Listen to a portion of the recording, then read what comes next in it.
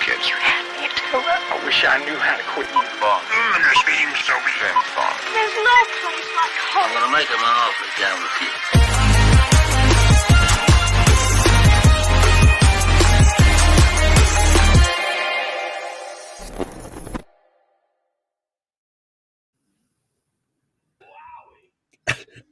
Hey, and Melbourne did another episode of Rankum.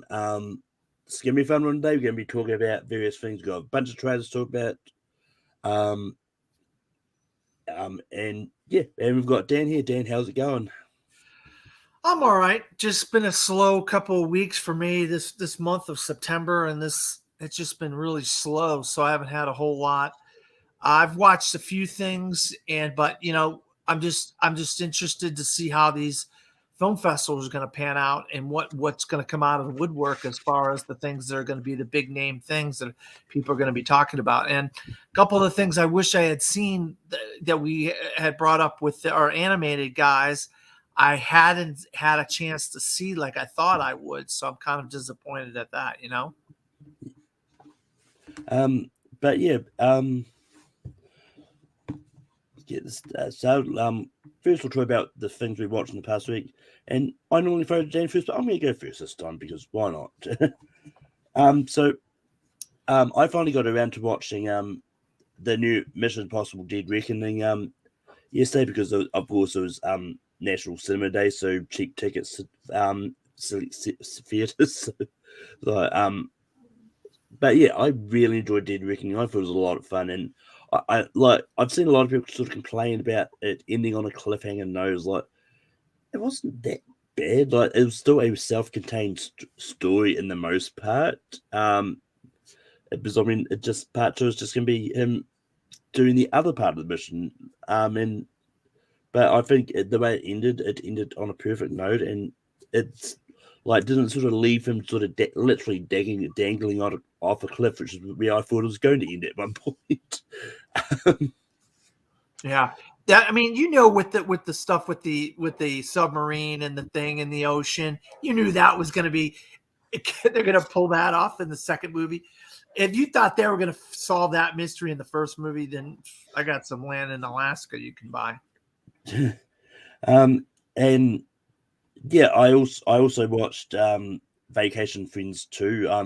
I actually ended up watching it twice because the first time I watched it was late at night and I fell asleep at some point of it. It's like, I'm going to watch it again, see what I missed. But it's it wasn't good at all. And I wasn't even a big fan of the first one. I thought the first one was not that good either. But yeah, and I just caught up on a whole bunch of other movies that I just hadn't seen before. Like I watched a movie called The Messenger this week, The Road, the Viggo Mortensen post-apocalyptic movie, and yeah, but Dan, what did you watch in the past week?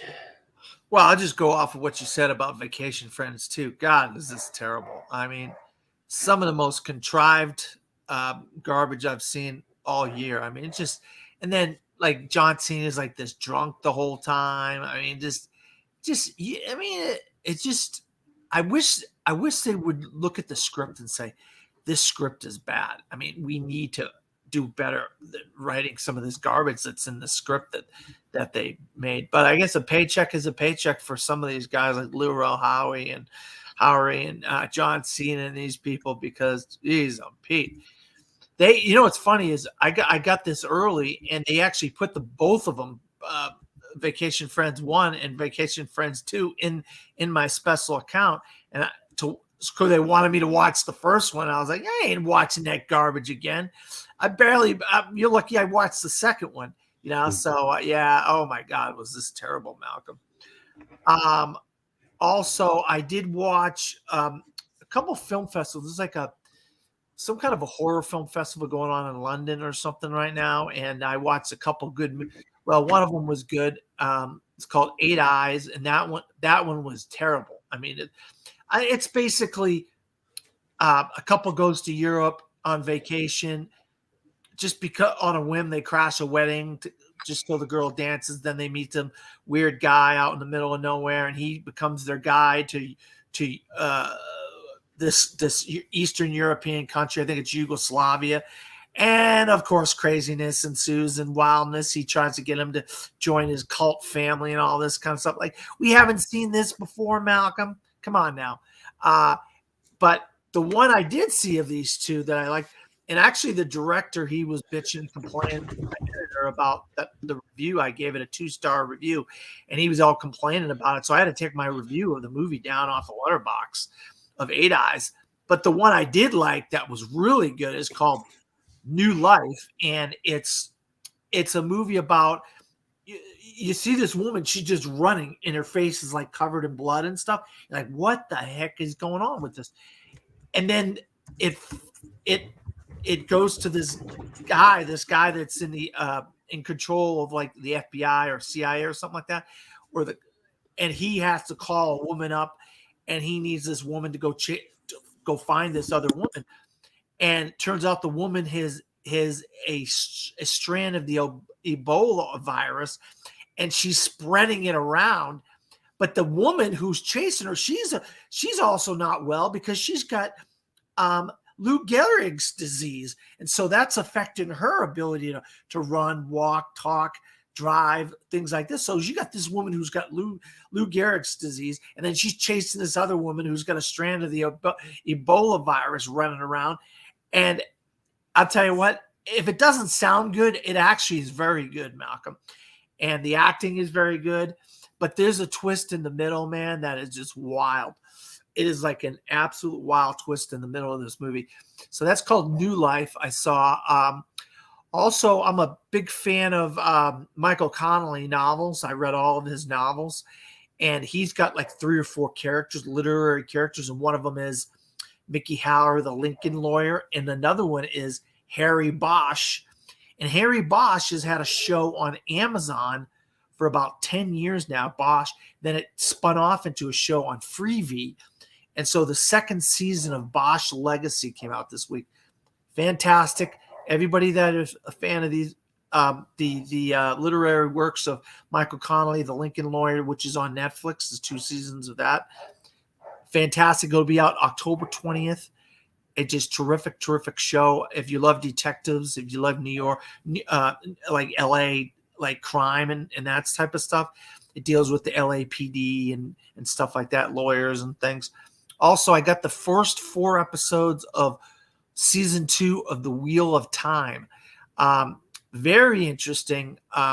They're setting up some very interesting subplots and some threads for the later season. I cannot spoil anything as far as my embargo. I'm on embargo for the Wheel of Time, but I'll tell you what, if you're a fan of the first Wheel of Time, this really sets up some interesting storylines. It breaks the group up into kind of by themselves. Well, 2 of them are together, and then 3 of them are separated. So eventually we know the 5 are going to get back together, and we're going to see what happens with Rosamund Pike and stuff like that. So I really enjoyed the first 4 episodes of The Wheel of Time that I saw. Also, I think, was that Retribution with Liam Neeson. Not very good. But if you're a fan of Locke, and you're a fan of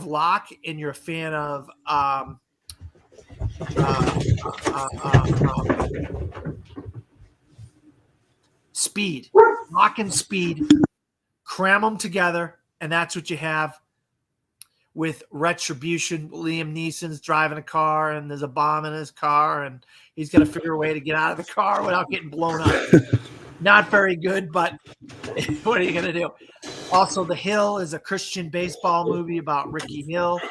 Not the best Christian baseball movie either. So this week wasn't a lot of stuff that I saw that I could write home about, but hopefully next week I'll be able to see some more stuff. But yeah, so we're going to move into some news, and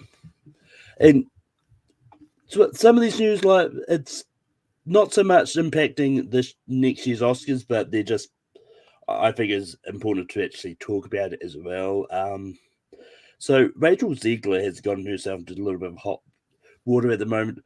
Although that being said, I'll just to quickly add in here, like those comments are probably stuff that she's been told by Disney to say as well. Like it's not, who knows if it's like stuff.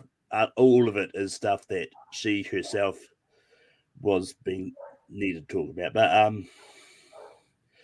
but yeah, essentially, and I didn't bring it up, but essentially, like she was talking about how she doesn't think Snow White needs a prince to save her, and how they're talking about how they're reinventing this new take, as like, and she's been sort of dragged over the things, and it's this whole ridiculous thing, really, just like a lot of people accusing her of not liking the source material. She's had to sort of come out and say, like, look, I like the movie, the animated movie.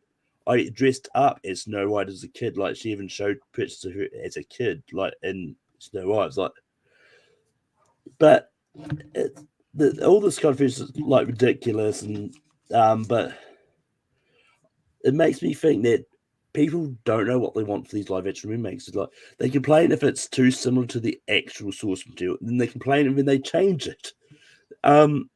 Make your mind up what you want, but don't attack actresses when they're sort of talking to press about stuff that they're probably being told by Disney to sort of touch on in these interviews. But Dan, what are your thoughts about the Rachel Ziegler comments and all that? Yeah, well, I mean, nobody talks about Peter Dinklage because he wasn't involved in this, but Peter Dinklage came out last year or something like that and was complaining about the midgets and the dwarfs and all this. Nobody calls anybody dwarfs anymore. This is insulting to little people and this and that and the other. So, I mean, make up your mind. You know what I mean? You're just trying to attack people for attacking people for the sake of attacking people. She probably gets so many questions about this stuff. And when it comes to press and stuff, you don't know what. You probably get the same question over and over all the time. I don't know what the context was of how she was interviewed about this or whatever. And look, we know there's a lot of powerful women out there in the world nowadays, athletes, and they play various sports, and they're lawyers and business owners and politicians. And so we know there are a lot of powerful women. And look, this movie came out 75 years ago when the world was different, and a woman in a fairy tale land needed a prince to save her or whatever. You have to take these things with a grain of salt. If they change the story to fit the times, then so be it. But if they don't change the story to fit the times, then what are you going to do? I mean, it's as they say, it's a tale as old as time. This thing has been around forever. Disney, one of the first things Disney ever put out was Snow White and the Seven Dwarfs. So I think people are just looking to point fingers at people and give people a hard time. We got enough real life problems and things like that, Malcolm, in the world to deal with. But then giving somebody, she answered a question, is it probably the right thing to say? So, no. Do we always say the right things we're supposed to say? No. You know what I mean? But yeah, I mean, Disney's got their own agenda as well about things. So you don't know what she was told to say as far as what Disney told her to say as far as that goes. You could be up 100% right about that, Malcolm. Yeah. And the other thing I don't get is these comments were made last year. Why are they only surfacing now? And that's the thing that doesn't make sense. Like as if someone sort of stumbled across these comments, like, oh shit, she said that. I'm gonna share it, and make a big deal. Yeah. But like I said, where's all this? Where's all the hatreds toward Peter Dinklage about dwarfs and little people and all that stuff? No one's bringing all that up now, are they? No. Well, yeah, but funny enough, I think the Peter Dinklage comments, because they did. There is some set photos I've seen floating around. Whether or not the actual set photos, I don't know. But but the dwarves in that they really don't look like that. I think Peter Dinklage's comments has made Disney not make them dwarfs at all. So I was like, but once again, you're right. Like, no one's going after Peter Dinklage. You're going after Rachel Zegler, who is probably a bigger. I mean, not that He's not as big as Peter Dinklage. I mean, we'll talk. I mean, we'll talk about something Peter Dinklage is going to be in a bit. But like, he's not really done a lot. Like Rachel Zegler was like the figurehead name of the movie, and I think that's why she's going. Like, Peter Dinklage isn't in the movie as far as I know. So no, he's just stepping up for the rights, because we always have this stuff where it's rights for this group of people, LGBT rights, Black rights, Lives Matter, and this. And so who's stepping up for the little people? And so Peter Dinklage put himself out there and said, hey, why we have movies that say Snow White and the Seven Dwarfs? We're not called dwarfs. We're called little people.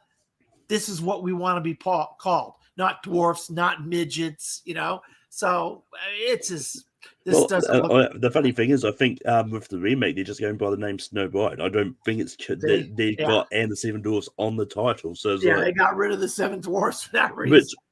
Which I believe they're always going to do.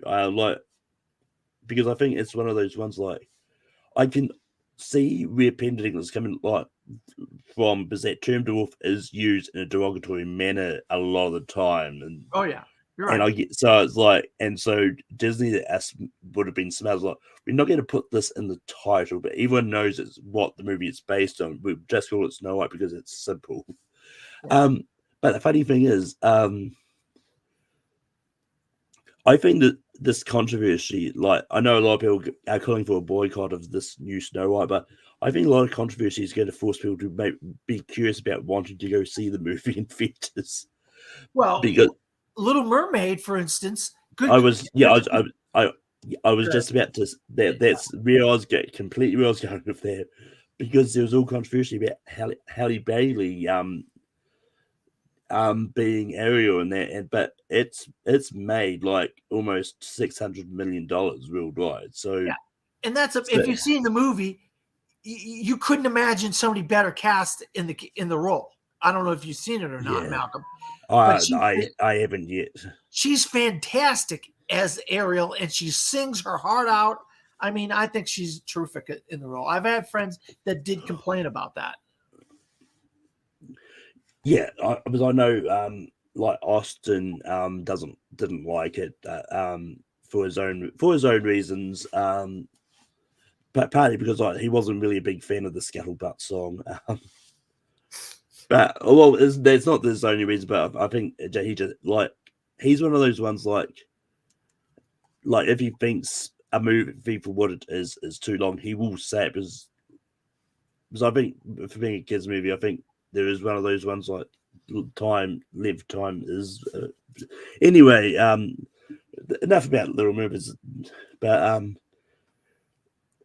don't think there's anything else to add about Rachel Zegler's comments about Snow White either. So we're going to move on to the next one, which is another controversy, which led to some people saying stuff which I don't know why, because it's ridiculous.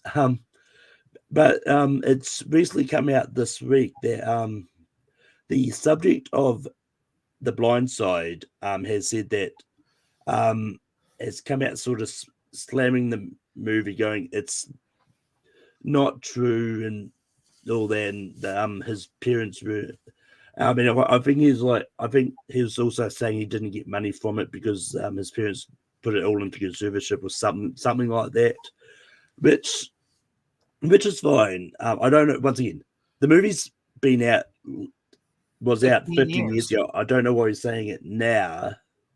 But go ahead.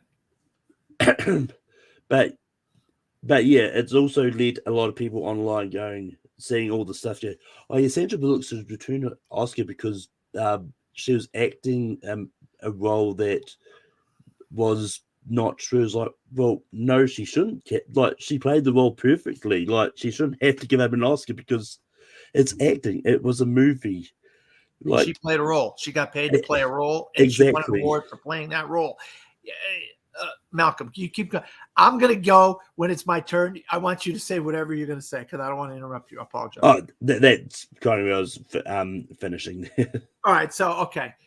So I read the book. I seen the movie. I know about Michael Oher. I know this entire story backwards and forwards. Okay. Let me tell you something. Okay. So Michael Oher was literally on the streets, and she pulled him off the streets, living. He had nobody to take care of him. Gave him a house. They own a bunch of Taco Bells. They did. So they had a lot of money from all the Taco Bells that they owned. And then they were supporters of Ole Miss University, which is a college in Mississippi in the SEC. So they wanted him to go play football for them.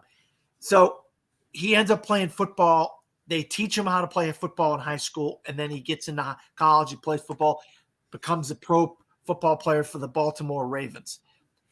His NFL career didn't last as long as he thought it was, so he goes out and writes this book bashing the people that took care of him, who looked after him, who pulled him off the streets, saying that he's in a conservative. And let me tell you something. There's a reason why they did that, because they didn't want him to go and blow all his money. And I don't want to come across as racist here, but be honest, Malcolm, you follow enough sports to know boxers, NFL players, people, these guys get their money, they spend it on all kinds of crap, and then before you know it, they're poor again. So they did set up the conservatorship for him so they can help him with his college, help him with financial things and things like that.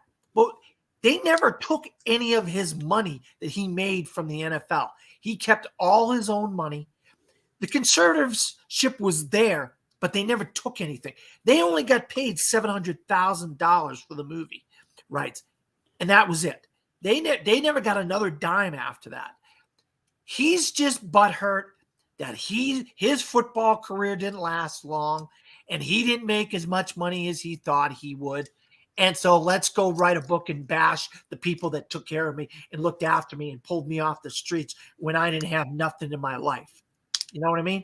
And that's what this is coming down to. The Tuohys did everything they could to help this kid out.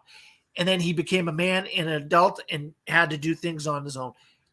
Had nothing to do with Sandra Bullock playing Leanne Tuohy in the movie. Had nothing to do with anything like that. There's no reason for her to lose her Academy Award. I mean, there's reasons that she shouldn't have won, in my opinion. Meryl Streep probably should have won for Julie and Julia, but that's another whole ball of wax. This is ridiculous, and this is just sour grapes on Michael Oher's part, in my opinion, and he's trying to sell books. So what are you going to do when you have a book out? You're going to try to write something in that book or say something about in interviews and controversial, so then people go out and buy your book. So then you make money. So who's being greedy here? To me, he's being the one that's greedy. And this is, how's it saying? Something about nothing. Much ado about nothing. That's what basically what this is, Malcolm. Much ado about nothing, if you ask me. Oh, yeah. I mean, it's one of those ones. But yeah, I'm with you as well. I think it's one of those ones like, just because the movie says it's based in fact doesn't mean it's 100% true either. Like, it's a movie. And that's what the Oscars are. Like, you get nominated for being in the movie, not because for being a accurate depiction of the movie. I mean, look at that movie, The Sound of Freedom, for example. That's getting a little like. I mean, I haven't seen the movie, but I've heard a lot that there's a lot of stuff in there that's really not true, and it's just sort of they're putting in what they want to fuel whatever agenda they want to put it. Yeah. QAnon. But I'm not going to get all political. Oh, yeah. I'm staying away from that. I didn't see the movie on purpose for that reason, Malcolm. Yeah, I haven't seen the movie yet. I'm not interested in rushing out to seeing it. I did think about maybe going and see it yesterday, but I only had to pay $5, but even then it's like not worth it.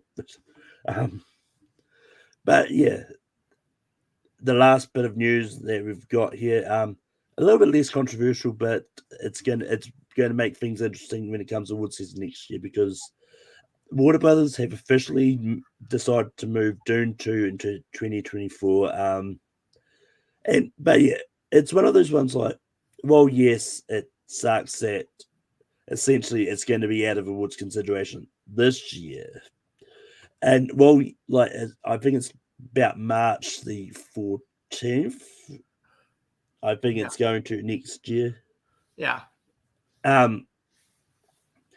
But yeah, but I said briefly in the chat, like it's one of those ones like if the movie's good, there's nothing stopping it from potentially getting nominated at the Oscars the year after because I think this whole argument for it came out too early in the year to qualify or to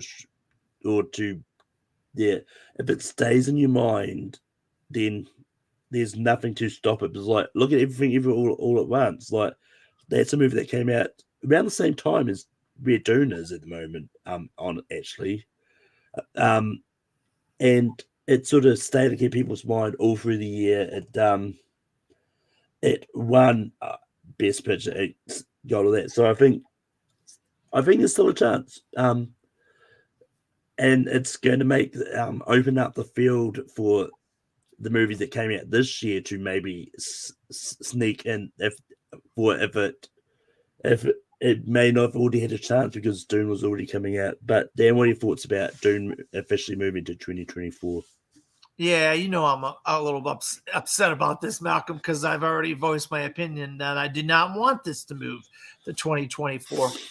But that being said, I mean, we can't change that now. It's already moved to 2024. The decision has been made.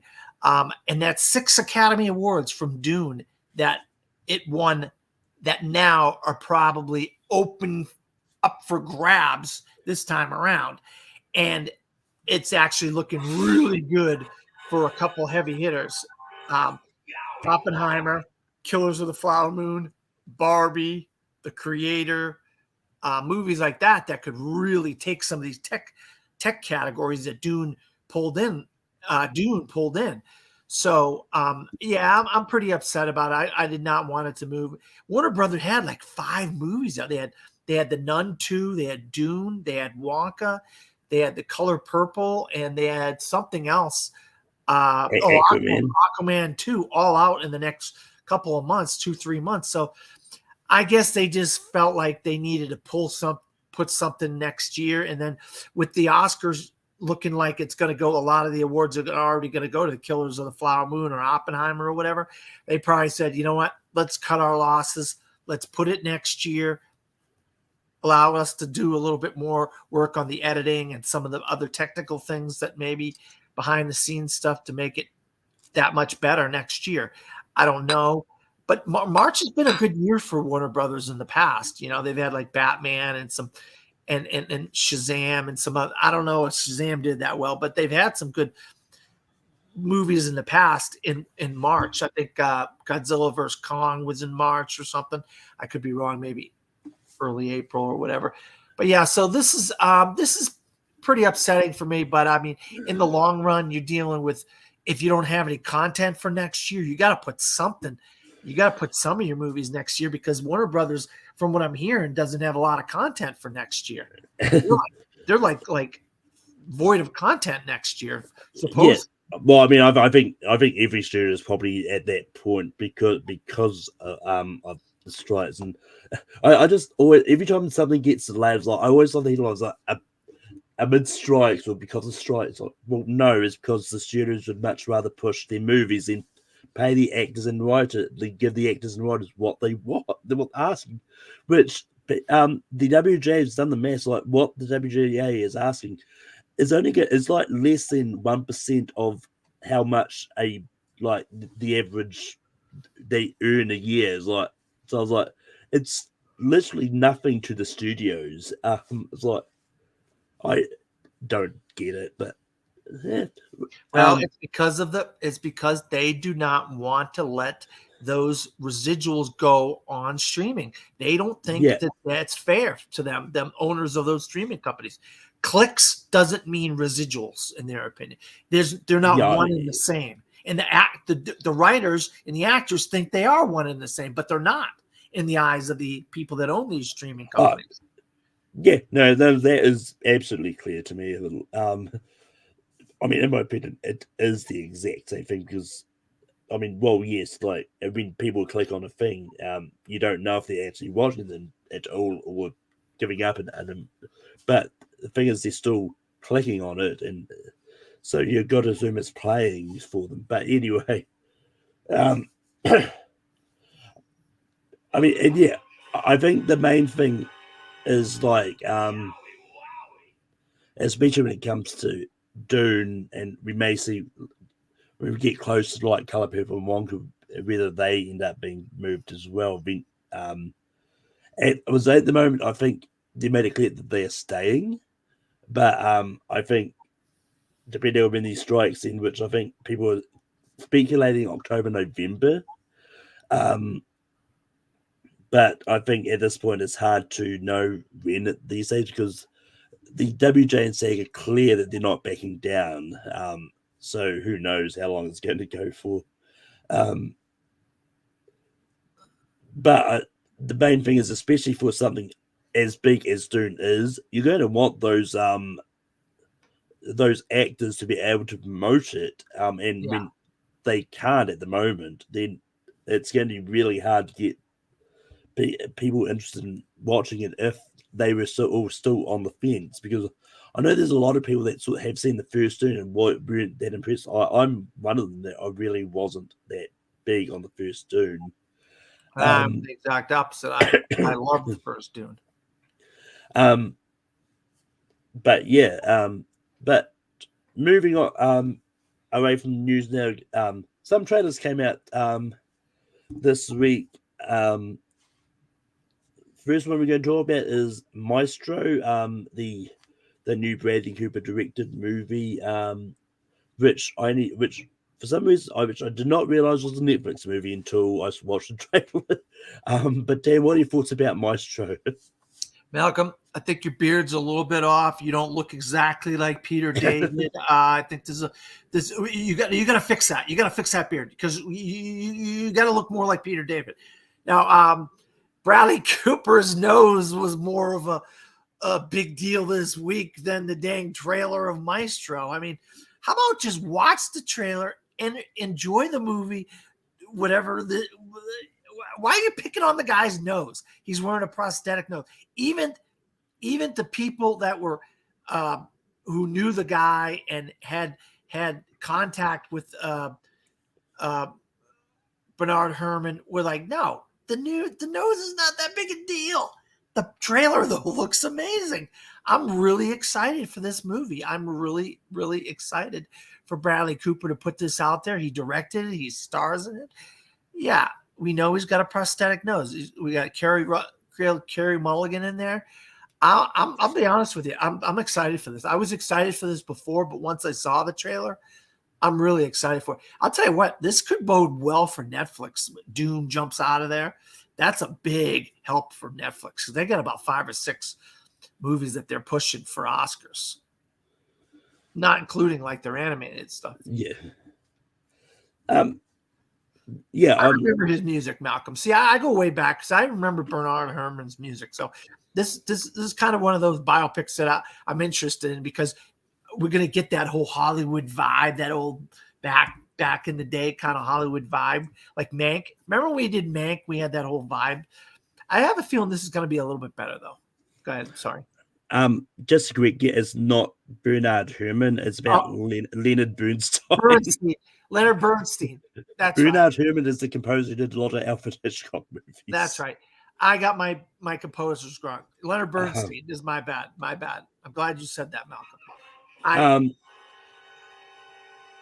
But yeah, keep getting messages, Malcolm. I can hear your Wyndham Rotunda voicemails.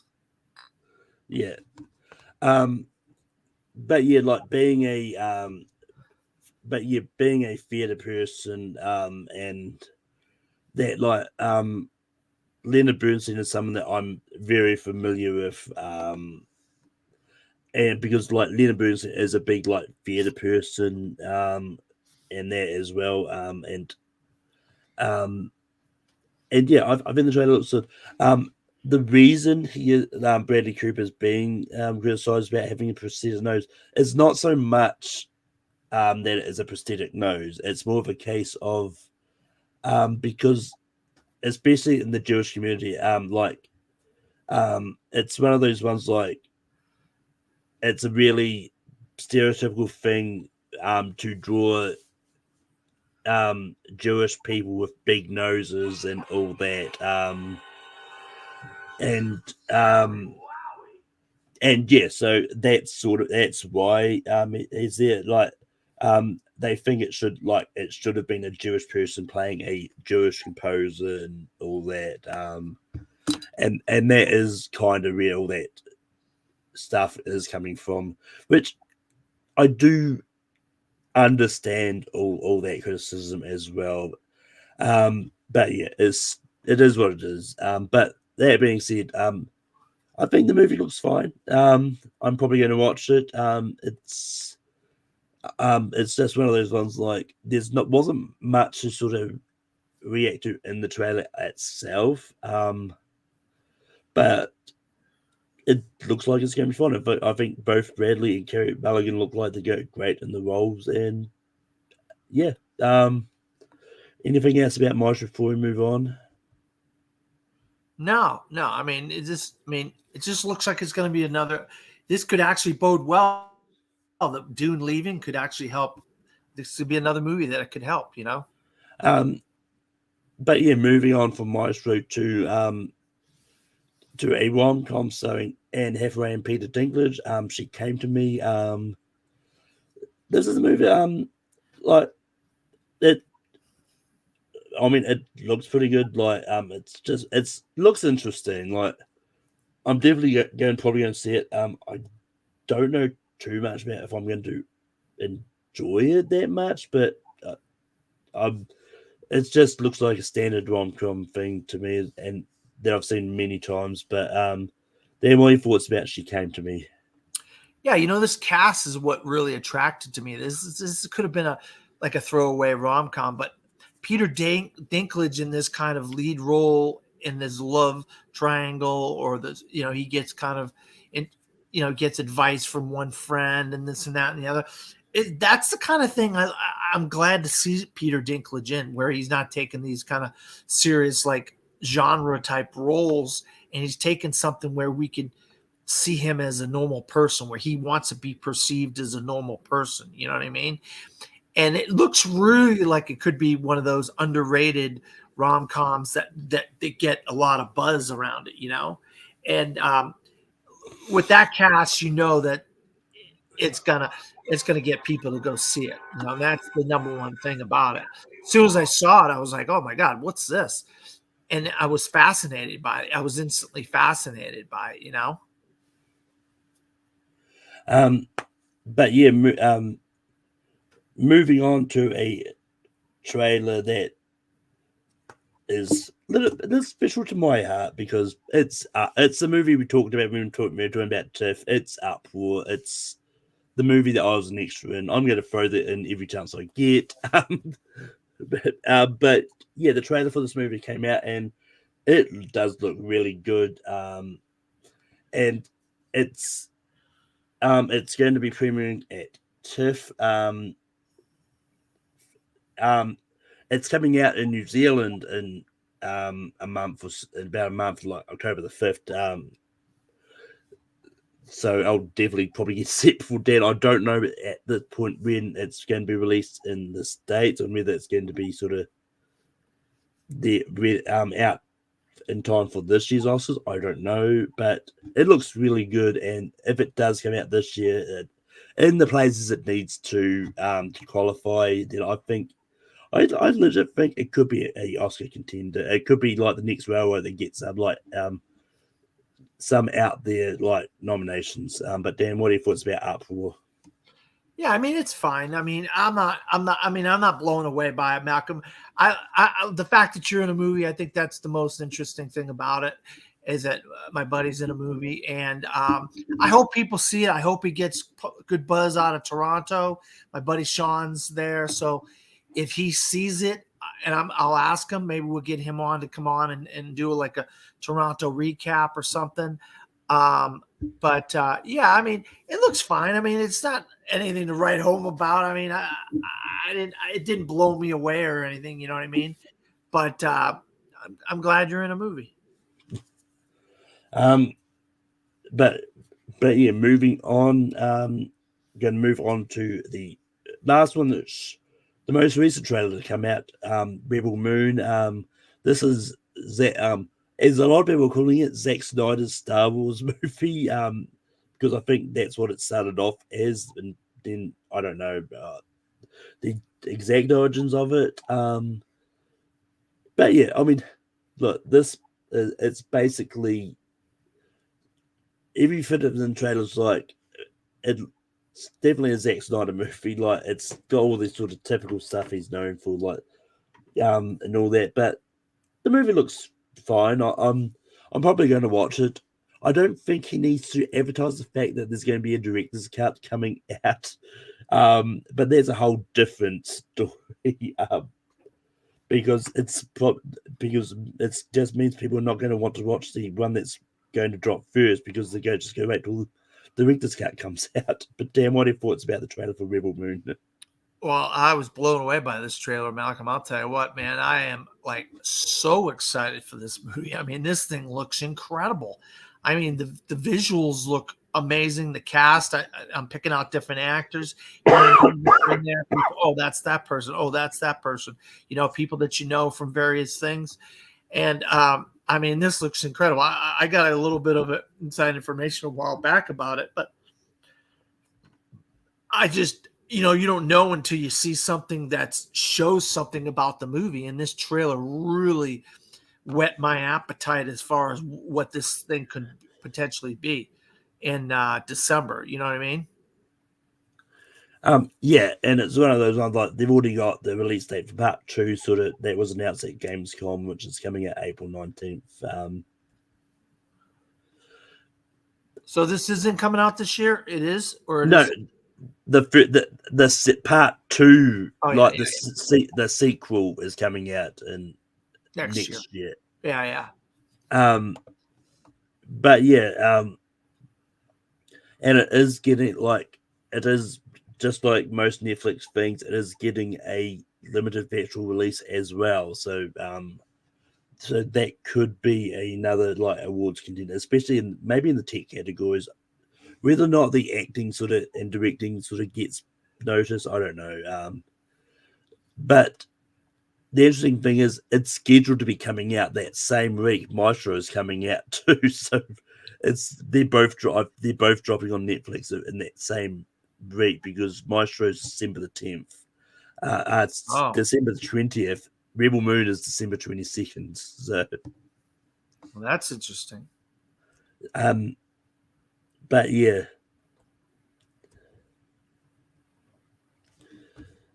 But I mean, it's one of those ones like it's easy to tell like that this was initially just from some of these sets and shots and stuff. Like you can tell this was originally the script was originally intended to be like a Star Wars movie if Lucasfilm was going to let him, but and just on the title, Rebel Moon just sounds like screams to be Death Star.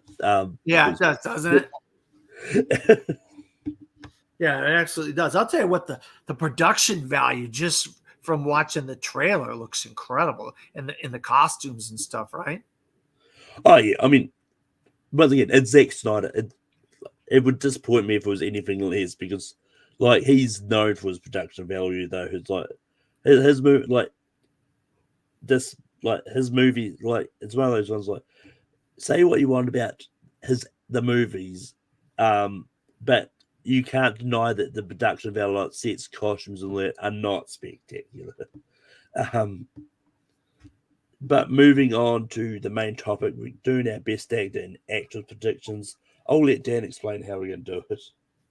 Well, we were originally supposed to have 3 people on this episode, and we're all going to pick a lock who we believe is a lock, and that was going to go into our 5, and then we're going to have a kind of a maybe, kind of right on the fringes of maybe making it, maybe not making it, and then a wild card pick.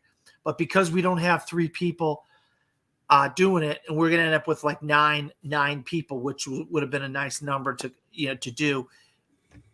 Malcolm and I are just going to make 2 picks a piece. We're going to make a lock and 2 fringe ones that we think could make it, maybe get knocked out, and then a wild card, somebody that we really like a lot, that we would like to see kind of get into the mix of best actress or best actor. But we're going to stick to that first one where we both pick an absolute lock who we think will get into best actor and best actress. And so do you want me to go first, Malcolm? You can go first. We're going to start with best actor. And I know, oh God, Dan picks this. Of course I'm going to pick this person because it's my number 1 actor of the year as of right now. So I'm going to pick Cillian Murphy for J. Robert Oppenheimer for Oppenheimer. I just think if you think there's anybody else right now that has given a better performance of him this year for best actor, look, I haven't seen a lot of these movies that are going to be coming out in the next 3 months. So I have to go with what I know. And to me, the most lockety of locks is Cillian Murphy for J. Robert Oppenheimer. I mean, you might have something different, Malcolm. No, this that was one of the 5. This is going to be Gone with the Wind's 5. We're going to revisit these topics as the weeks and months go by. So this is we have to be held to this as the hosts of this show. So whoever I pick and whoever these are our locks. And so these are going to be in our 5 as of right now. So it's your turn, Malcolm. I picked Cillian Murphy for J. Robert Oppenheimer for Oppenheimer. And now it's up to you. Yeah, that was going to be the one I was going to pick too. So now you're going to pick something else, huh? I mean, it's one of those ones like I don't. You can pick something you haven't seen, Malcolm. You can. There's nothing wrong with that. Yeah. I mean, as I always said, like I'm one of those ones like I don't always believe in the concept of locks anyway. Yeah, I gotcha. But I mean, if anyone like is close to lock, it is Cillian Murphy. But anyway,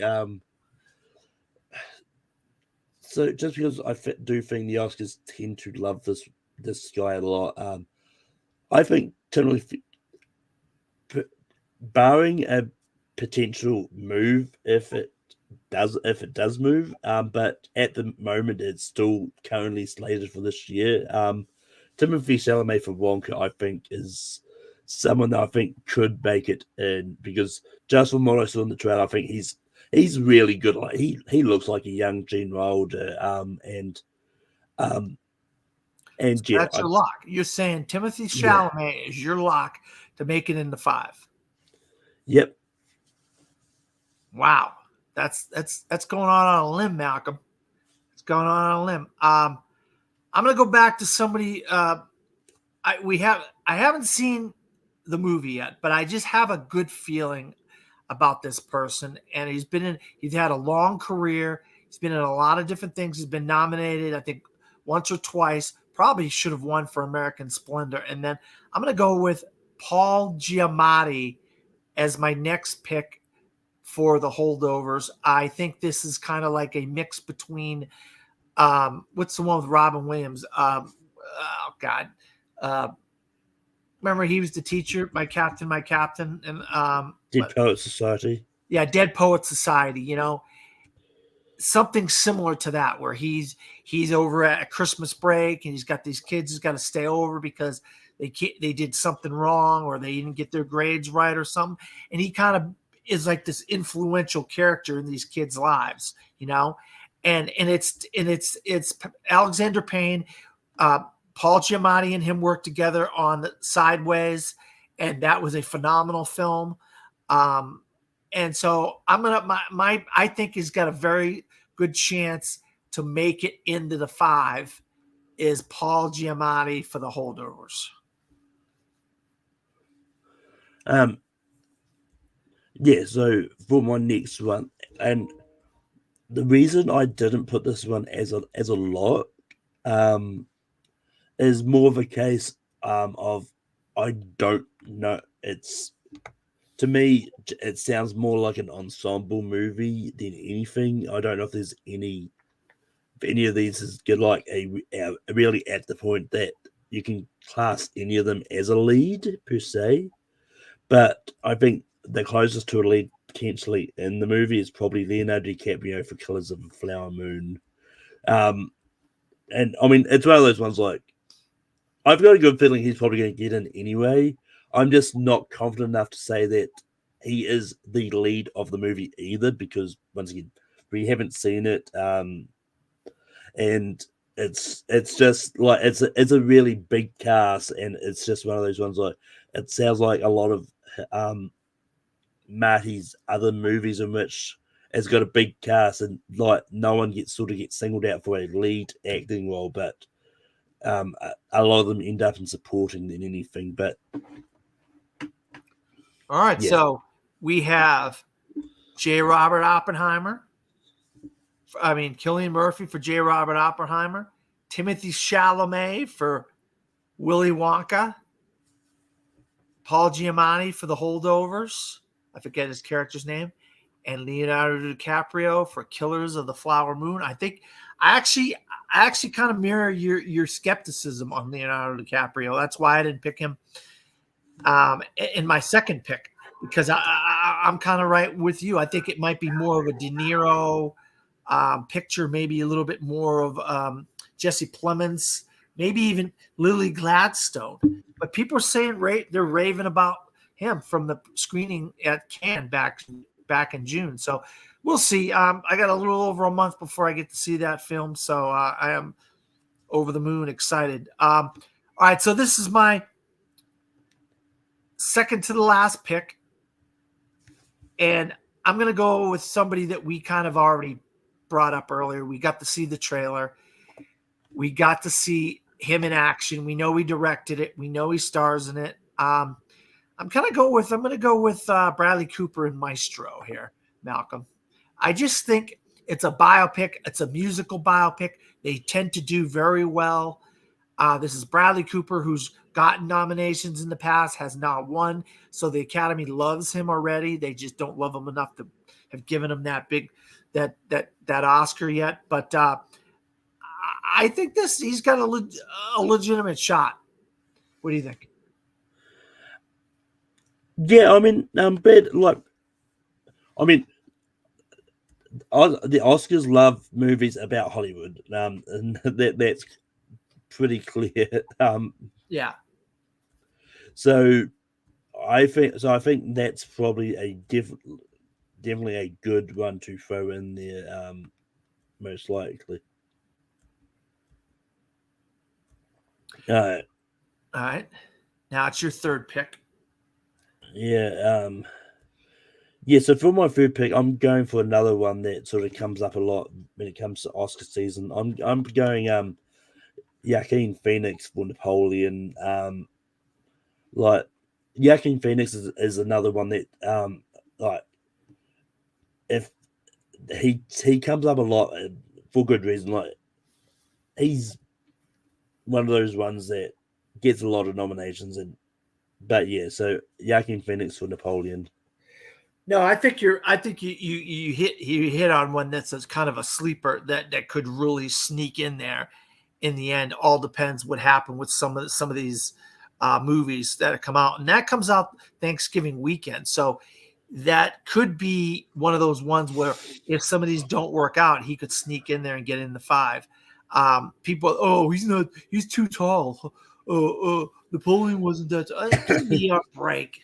give me a break. Will you stop? I mean, just give me a break, man. Everybody's going to nitpick every little thing, you know? All right. So, and my last pick, and I think this, I mean, if anybody's got a shot at a double nomination this year, I think it's this guy. And I've had this movie on my radar since last year, and they pushed it to this year. And that is Coleman Domingo in Rustin. And this is a civil rights activist, and he was around during Malcolm X and Martin Luther King. He was one of the guys that were helping with a lot of the stuff that was going on. And he's also got that role in The Color Purple, which he's really, that could get him a supporting role. But I think this is going to be the year of Coleman Domingo. I think he's got a lot of things going on in his career, and I think he's going to finally break out as like this major big time actor, and people are going to be like, oh my God. And, they don't always, I don't want to make it come across as like a racist thing, but there's always like they don't have like a bunch of white guys. There's always that Latino guy or that Asian guy or that black actor or somebody that gets in there. You know what I mean? And I think if you're going to look for that criteria this year, I think Coleman Domingo in Rustin is probably that actor that fits that criteria for me. You know what I mean? Yeah. So that's my fourth and final pick. Malcolm, you got one more, and these will be our 8 that we're going to go into the next time we talk about this topic. We're going to go into with these 8 as our 8, and we'll come back to this, and we'll make sure that we bring these 8 up next time we get into discussion about this topic. Right. So for my last 8, it's definitely going to be an off the wall pick, but I'm going to go for Liam Neeson in Retribution. No, just Malcolm, you're sick. You shouldn't be laughing. You're sick. You shouldn't be laughing right now. Give me something good, Malcolm. Yeah, no, there was never going to be my serious pick anyway. But yeah, no, a movie that I've heard a lot about that I think has a chance to get this actor a nomination. But I think Chris Evans could get nominated for Pain Hustlers. I mean, once again, I haven't seen it. I don't know much about it, but I've heard good things about it. So, but yeah, I don't know much about it either. I think this is the first time you brought it up. I have not heard anybody say anything about this movie, so I have no clue. Well, I mean, I think I heard good things because it was at a film festival earlier in the year. Really? All right. So I remember because I think Sean talked about it. Did he really? I'm just double check because it might have been at Sundance.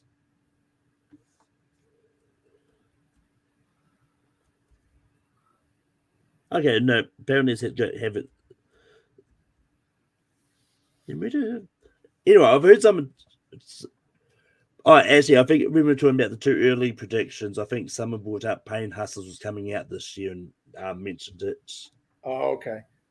I don't know. I'm all over the place, but you didn't go with Kingsley Ben-Adir for Bob Marley, huh? I'm surprised. Now that I think is going to get pushed to next year, actually. Well, I mean, I don't know much about that movie, to be honest. That's fine. That's fine. I think it's called One Life. One Life is what it's called. All right, so let's transition now, Malcolm, into Best Actress. All right. And so I went first for actor. You can go first for actress. But yeah, so my first pick for actress is going to be Margot Robbie for Barbie. I knew you were going to pick her. Well, I mean, look, it's one of those... good pick though, Malcolm. I just knew you were going to pick her. Go ahead. I mean, it's one of those ones like, well, I know a lot of people go, "Oh, it's a Barbie movie. It won't get." I think Margot Robbie is great in the movie, and I think she legit has a chance to get nominated. So yeah. I do too. I'm I had no problem with you picking Margot Robbie, Malcolm. None at all. I just knew you were going to pick her. I was like, I'm going to say, Malcolm, you pick Best Actress. He's going to pick Margot Robbie. I just knew it. And I knew how much you love Barbie. And I like Barbie a lot as well. And I think she did a great job. So that's a great pick. And there's a legitimate shot that she gets in. You're right about that. All right. So my pick is a movie that I saw earlier this year that I just was blown away by this performance from this woman. And I just think she's incredible in the movie. And I think the movie itself could end up with like 5 nominations. And one of them is, I think she's as close to a lock as anybody, I think, right now. And that is Greta Lee from Past Lives. I think she gives a phenomenal performance in this movie, Past Lives.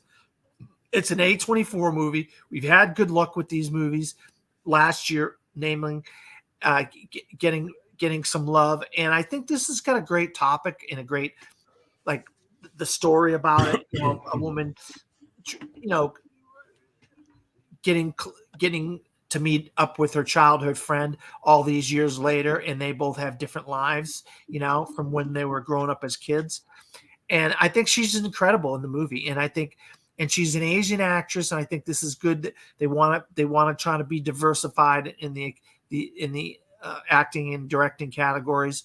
And I think this is a way for them to do that with Greta Lee for Past Lives. So Malcolm, it's your second pick.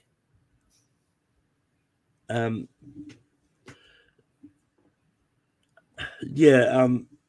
I'm going with Lily Gladstone from Killers of the Flower Moon. I think she's supporting, Malcolm. I believe she's supporting. Well, good try, though. Good try.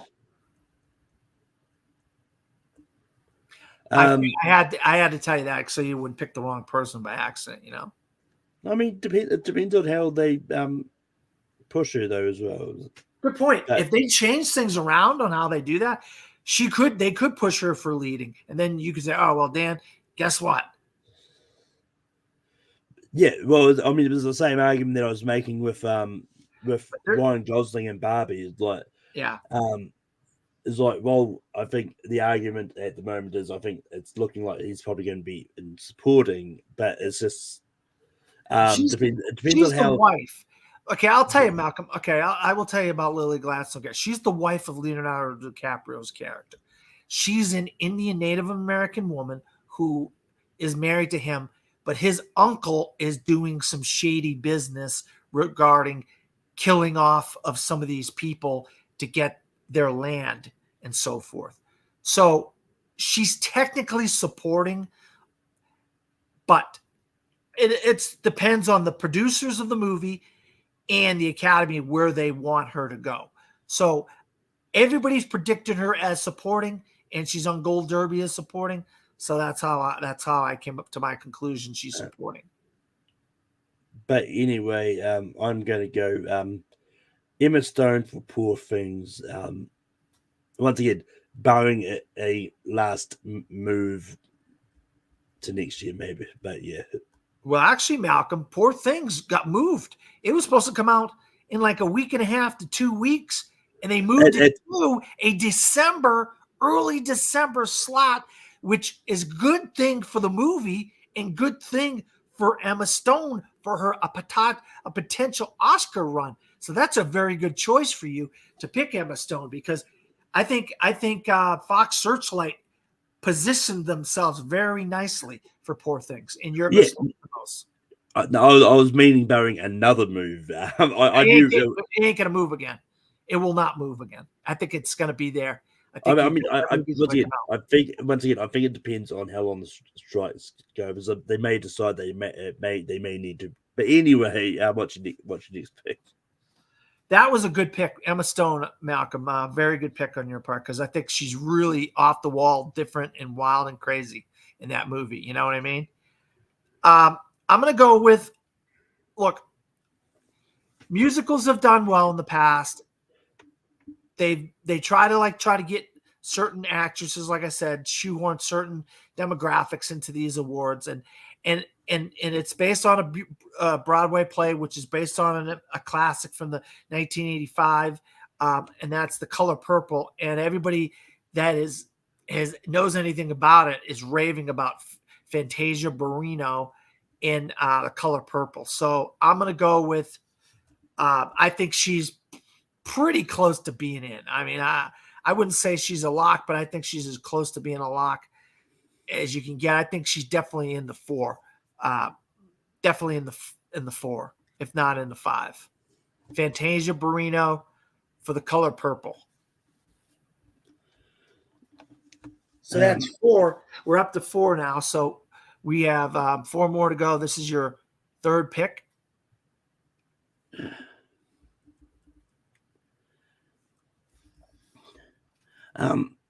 Yeah, so once again, I haven't seen the movie, but it's just recently come out, but I've heard good things about Helen Mirren in the movie Golda. I actually saw Golda and reviewed Golda. I forgot to tell you, did I not talk about Golda when we were talking about things we saw? Yeah, I saw Golda. No, yeah. I actually saw Golda, and she's phenomenal in Golda. Helen Mirren was. That's a really good pick. That's a interesting pick on your part. I mean, she's definitely in the mixed for Best Actress, in my opinion. It just all depends on how these other actresses fall or with their performances. So that's a really good, and she's a past winner, and we know how much they love giving the Academy Award to the same person twice, especially in the women in the acting, best acting or best supporting acting categories. They love giving those second ones out to the women. So Helen Mirren for Golda, that's a really good pick, Malcolm. I didn't expect you to come up with that one. I'm going to go with, I was curious on this because I didn't know who was lead and who wasn't lead in May, December, but they're saying here in Gold Derby that Natalie Portman is lead in May, December. So because of that, I'm going to go with my third pick and the 6th overall, Natalie Portman. She's just on the outside looking in on our predictions as far as you and I are doing right now. She'll be 6th. We might change this down the line when we revisit this topic. So this played at Cannes, and a lot of people were really happy about the performances of her and Julianne Moore. And Netflix ended up picking it up. It's going to come out later this year on Netflix. So I'm very, very interested in May, December. So my third pick is Natalie Portman for May, December. And it's Malcolm. Malcolm, you're up to your final pick. But yeah, so there's 2 ways I wanted to go with this. So I was thinking about maybe going for an off the wall pick, but I'm going to go for like something I think could be sort of just standard, obvious. I'm going to go Emily Blunt for Pain Hustlers, because once again, if it's good, I think it could do some things. It just because the off the wall one I was considering was but I don't know if she's considered a lead or supporting in this movie, but I was just thinking of throwing out Megan Mullally for Dix the Musical, because once again, it's a funny title, and I just want to see someone actually say Dix the Musical at the Oscars. You're too much. You are just too much, Malcolm. Yeah, I think, I mean, I don't know anything about Pain Hustlers, so I can't really comment on Emily Blunt in that movie or Chris Evans in that movie. For I'll have to look it up. Maybe if I see it, maybe a trailer will come out. Who knows? But I'm going to go with a movie, a performance from a woman who I did not see the movie, but it premiered at the Cannes Film Festival, and it won. I believe it won one of the top 2 awards at the Cannes Film Festival, and that's Anatomy of a Fall. And the lead actress in Anatomy of a Fall is Sandra Hüller. Everybody is raving about Sandra Hüller from Anatomy of a Fall. It's a courtroom drama, I believe it is, and but it's a foreign film as well. So there's a little bit of that crossover, Malcolm, with the foreign films in the main categories and things like that. We haven't had a lot of that over the last few years, but we've had a little bit of it. I would love to see her get in, but would be our 8th pick here. So she's at the bottom of our predictions as of right now. But I don't want to sound like a broken record. But when we revisit this topic down the line, we might say, oh, wait, I've seen Anatomy of a Fall. Sandra Hüller is more than just the 8th pick. She's the 5th pick or the 4th pick or something like that. So that is our 8 for Best Actress. And we're going to try to do this each episode. We're going to pick 2 topics, and we're going to do this, and we're going to just kind of break down these topics and who we think would get in, what movie would get in for various topics. We hopefully will have guests. We had a plan for a guest for this episode.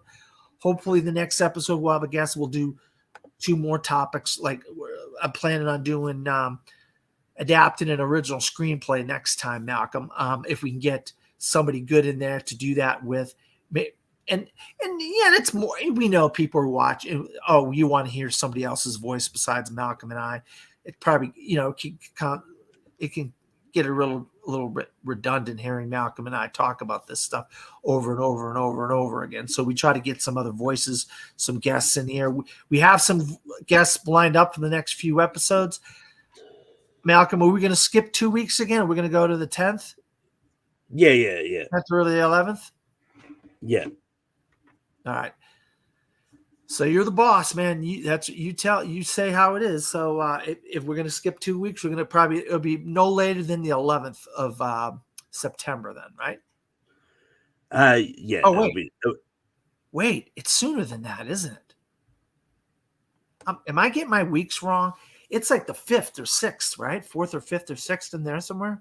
No, 5th is next week. Because we're in the... Oh, that's right. 2 weeks. We're doing 2 weeks. That's right. Yeah. So it will be about 10, 11, 12, somewhere around that vicinity. Okay. And if we can get a guest, we'll have a guest for you. Malcolm, what else did you have to... You have anything you wanted to say? No, I don't have anything else to add. Dan, we can be on you online.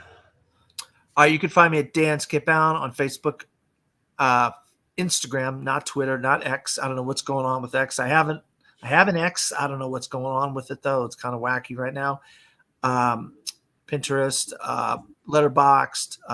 Also, I'm a film critic here in Orlando, Florida. I write for 2 websites. One of those is my website right there, FromTheFourthRow.com. Also write for DisappointmentMedia.com.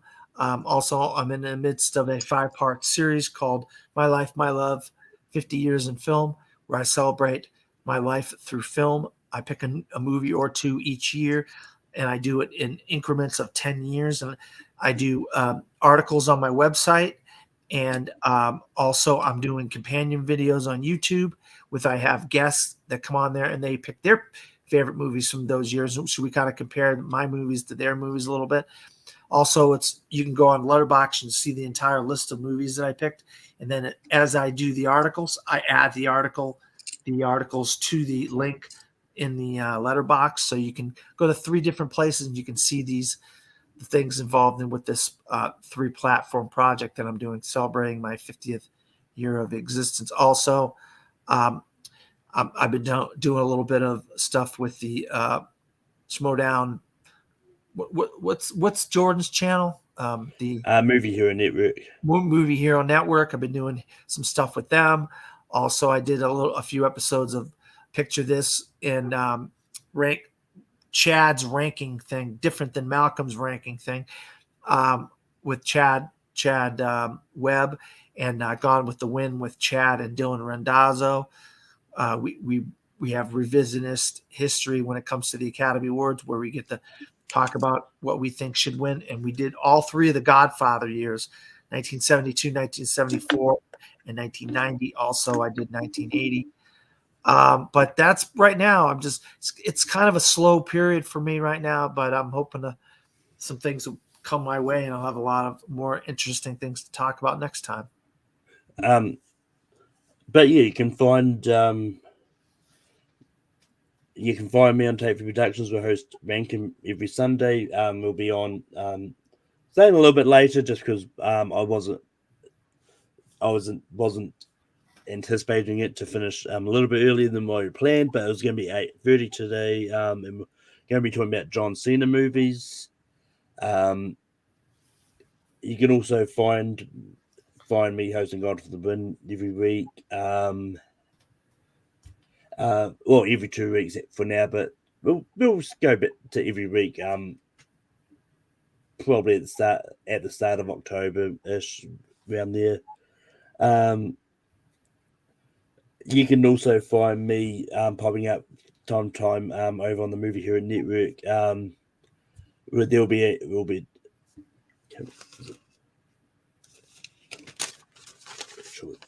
make sure I get the date right.